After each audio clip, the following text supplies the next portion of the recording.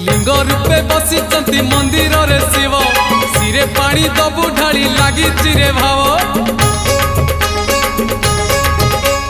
पूरण हेइछि परा आम मानसिक पांच पाଳି करी पुरे शिव अभिषेक।